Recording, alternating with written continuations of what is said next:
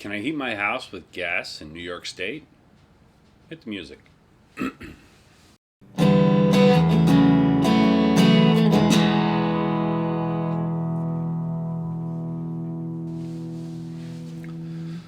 I learned my passion at the good old-fashioned school for lover boys.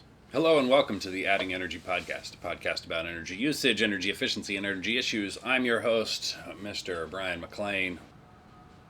A coworker asked me the other day, I heard on the radio that starting in 2024, I won't be able to have a gas heating system in my house. And I said, that doesn't sound right. Let me look into it. And living in New York State, we often have this problem. The answer is not New York State, but it's New York City. So in New York City, starting in 2024, all new construction starts will not be allowed to have a fossil fuel heating source of any kind. And by that they mean not only space heating, but water heating and cooking. Currently, there's a handful of exceptions for that. Those are specifically high-intense heat-using buildings like laundries, restaurants, and I believe hospitals. There was also an exception if you were like over 320,000 square feet or if you were over 11 stories.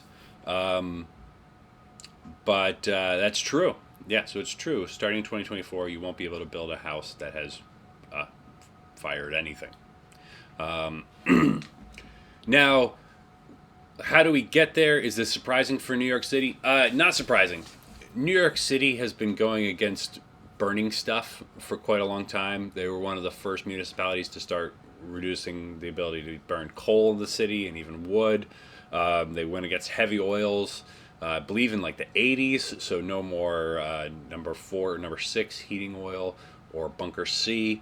In the early 2000s, they did a bunch to limit the amount of light oil, number 2, or diesel that people could burn in their buildings. And New York City also does not like propane because they don't like explosives going through tunnels or over bridges. So when they went after natural gas, that wasn't a big surprise to many of us in the industry. The thing that's amusing is why they're going after natural gas is because there's getting to be not enough natural gas in the city. So Con Edison, who's the primary utility in New York City for gas and electric,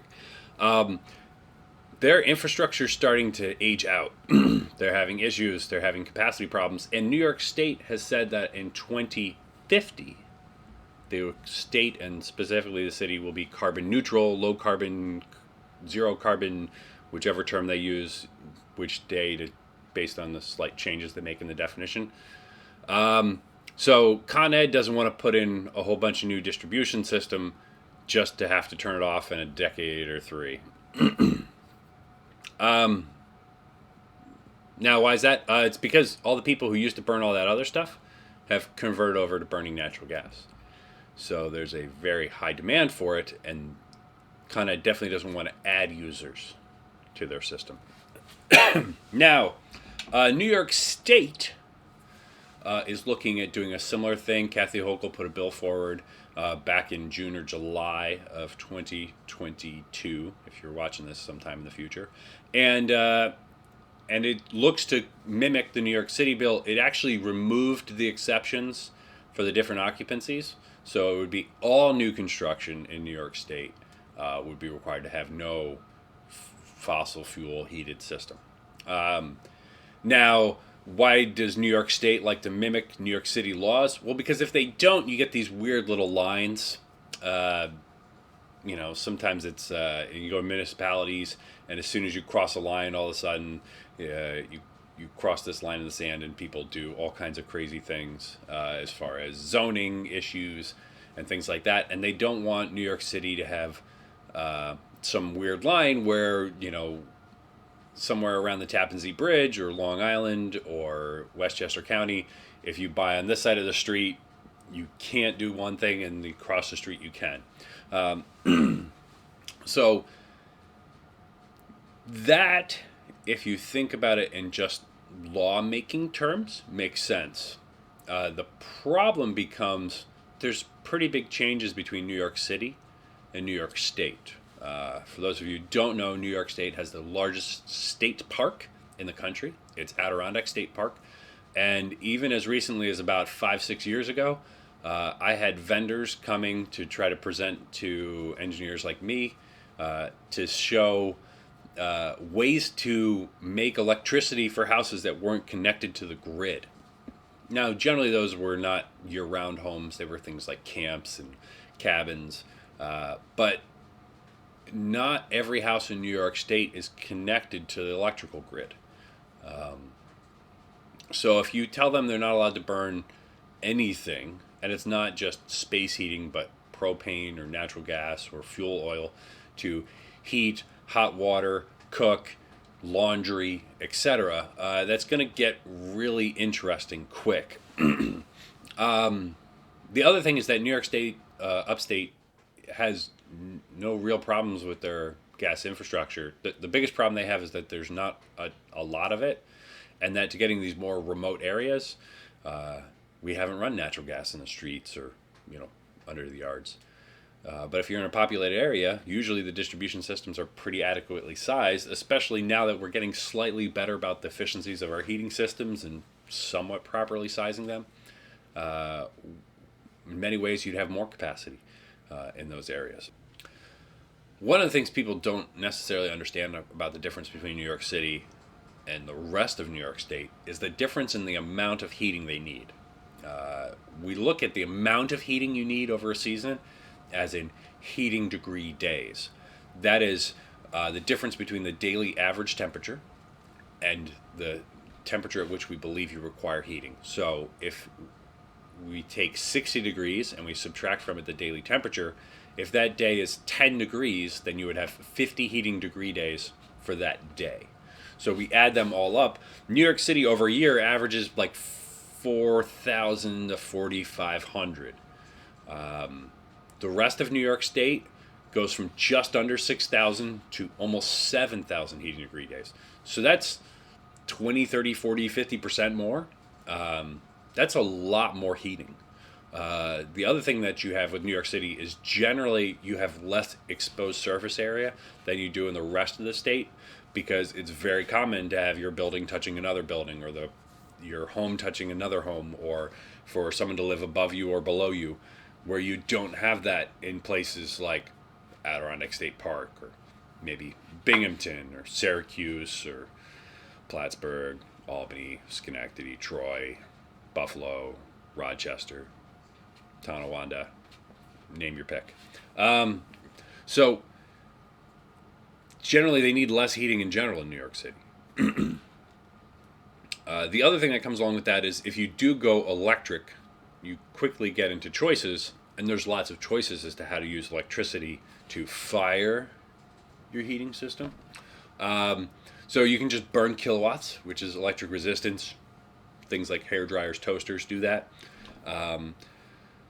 When you go from something like light oil, number 2 home heating fuel, to electricity, you normally double the amount you pay per BTU. For natural gas to burning kilowatt hours, you're normally like 3 to 4 times more expensive per BTU. Now, you don't have to do that. There are other options. You can use a heat pump, and a heat pump is much more efficient than electric resistance at higher outdoor temperatures. As you get below, depending on who you talk to, 35, 17, there's numbers that fall in between those, and depending on the manufacturers and how good the manufacturers are dealing with things like icing, an air source heat pump can be usually 2 to 4 times more efficient than the electric resistance. So if you go from home heating fuel to a heat pump, generally speaking, your cost per BTU tends to be the same over a year. You can then do other things like ground coupled heat pumps. There's all kinds of issues with those, mostly cost of the system installation, but you can get better efficiency out of those. They tend to be much more up close to the 3 or 4 than down at the 2 to 3. So the next thing is that depending on how much electricity your home uses, you might need a bigger electrical panel to be able to use electricity to heat your house, because when you ran a gas pipe or an oil tank in your house, then you would need that additional capacity of a few watts per square foot. well, a few watts per square foot and 1,000 square foot house, you might be okay with a 100 amp panel. If you get to like a 2,000 square foot house, you might need to go to a 150 or 200 amp panel. And then on top of that infrastructure you need, it's also going to change how much you pay for your meter service and for your other things inside your home. So you're going to increase your electrical usage, and depending on how those things compound and add up and all that, there are costs associated with that. Now, New York State in general is still planning on being carbon neutral, low carbon, net zero carbon. Again, there's so many different names, and they all are slightly defined differently, by 2050. And so we're looking at getting rid of all fossil fuels or other fuel sources, carbon-based fuel sources, I should probably say, by 2050. So that's also excluding from it renewable or rapidly regeneratable, because they don't want to call them renewable things like wood. And if you're not familiar with wood heating systems basically went through a big change here in the last 7 years. In 2015, they changed the emissions testing requirement for wood boilers to match oil and gas boilers, which isn't a problem except for the fact that the way you test wood, oil, and gas-fired boilers is different than you operate them. It was come up with back when we were using slide rules and calculators to figure out these things, and not like really smart computer programs. So to make the math really easy, we run cold water into a boiler, run the boiler at full capacity, and then we can see how much temperature gain the boiler has, and it makes the math really easy. Because if you put in 10 GPM, you just take 1.08 times 500 times the temperature rise, and that gives you your capacity of the boiler. Now, they also do the emissions testing as part of that to do it in one test and not have multiple tests. Basically, that's a really easy, steady state system to have. If you're doing it on something like a 20-degree temperature differential, that's a little bit more difficult. But running cold water into a wood boiler causes the wood boiler to smoke because your combustion temperature gets pulled down. Wood burns better at higher temperatures. Gas and oil tend to burn basically at the same temperatures given your air conditions and your fuel conditions. Because wood is a little less homogeneous than liquid or gaseous fuel, it does better at higher temperatures.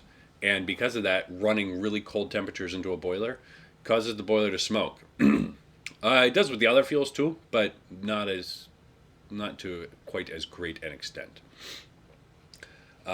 So because of that, basically all domestically produced wood boilers became uncertifiable, and you haven't been able to buy a wood boiler that would install in your house since something like 2015. Yes, there's probably a couple crazy European-made ones that are still allowed. I'm not aware of any of them. And then they just changed the standard for furnaces here in 2020. So if you have a wood-fired furnace, there's a chance that that might not be able to be certified or permitted or used, UL rated in the United States anymore. So you've gotten rid of fossil fuels. You've gotten rid of wood as a solid fuel. You're basically going to force the entire state to electricity. Well, so the first thing you're going to need is, if you're going to get rid of all those other fuel systems, you're going to need more electrical grid, because you're going to be replacing that energy that was provided by other fuels. So we're going to need a bigger electrical grid if we're going to stop residences, customers, commercial building, all these consumers of heat. We're going to need more electrical grid for all those. But on top of needing more electrical grid, New York State also wants to put in carbon neutral electrical generation. So we're going to need more electrical grid and more carbon neutral electrical generation. So we're going to have to replace our existing systems, or a great fraction of our existing systems, and we're going to have to add more. And we're probably also going to have to increase the distribution to substations, possibly the number of substations, and then from the substations to all the customers or end users. Yeah, that's a lot to do. Now, on top of that, they're going to make it illegal to buy a gasoline powered or liquid fuel powered vehicle here in something like 15 years. I forget whether it's 2035 or slightly earlier, slightly later. So then you're going to take all this gasoline infrastructure and you're going to force that onto electricity slightly slower. But again, if you assume a car today lasts 15 years, that means most of the vehicles in 2050 will then also be electric. The utility companies are starting to get concerned about some of these things as to how they're going to happen in order of magnitude. And National Grid was going around trying to talk to the professional societies for engineers and the like, and trying to raise to them that they might want to get in touch with legislators to specifically talk about doing things like low carbon natural gas. Now, what is low carbon natural gas? The one source that they want to hang their hat on is digester gas conditioned to utility grade. Now, digester gas is a byproduct of wastewater treatment. And so to make wastewater, whatever you flushed when it gets to your wastewater treatment plant, to make that less toxic, problematic, polluting, etc., we feed it to digesters, which are really just big quasi swimming pools. And in those we have bacteria. Those bacteria produce carbon dioxide, carbon monoxide, and methane, in addition to water vapor. If you take that and put it through a gas conditioning system, usually by just like super cooling it, you can remove the moisture, you can even remove the carbon dioxide, and you can get that methane out at basically natural gas pipeline quality. It's not cheap, but it's an option. And if you don't do something with that methane that burns it, then you pretty much are just releasing it to the atmosphere. Wastewater treatment plants will take the digester gas in its entirety and feed it to things like boilers or incinerators for use in other processes like heating digesters. The other thing that they'll do with it is whatever waste, whatever they can't control, they will flare. So they'll just burn it like a eternal flame sitting out. And these are common at even landfills, wastewater treatment plants, and things like that. So the utility companies are saying if we can make natural gas that would have been burned just as part of the process of preventing pollution, and we can distribute that through our existing infrastructure, could we keep that as low carbon or carbon neutral fuel sources? I think that's probably a pretty good idea. The other option they were talking about is, given the number of end users we have in New York State, we'd need to install something on the order of 13,000 systems per week for the next 28 years to convert all of the customers that National Grid has that are not currently 100% electric to 100% electric. 13,000 systems per year, it's like works out to be about 30,000 or 300,000 systems a year at 13,000 systems a week. Yeah. So that's a big number. And if New York State's serious about this, they're going to need probably a factory in New York State, probably more like 5 factories in New York State, to make all those heating systems, or we're going to be buying them from wherever they can make them. So there's a lot of ramifications around some of these decisions, and I don't necessarily know that all the people who are making those decisions at a policy level have a perfect understanding of how these things are going to synergistically interfere with each other. But for the time being, yeah, you're allowed to put a natural gas heating system in your non-New York City new construction start. And you'll probably be able to replace your existing gas heating system with another gas heating system till 2050, give or take. So, yeah, go ahead, build a new house, put in a gas-fired heating system, and we'll see how these laws move and change as we get further and further into the future. So, if you have other questions, go ahead and send them to me. Got another one from another person, and we'll be doing that one soon. So, thanks for listening. Thanks for trying to build a little bit of understanding about how rules changing affect things. And yeah, thanks for giving it a while.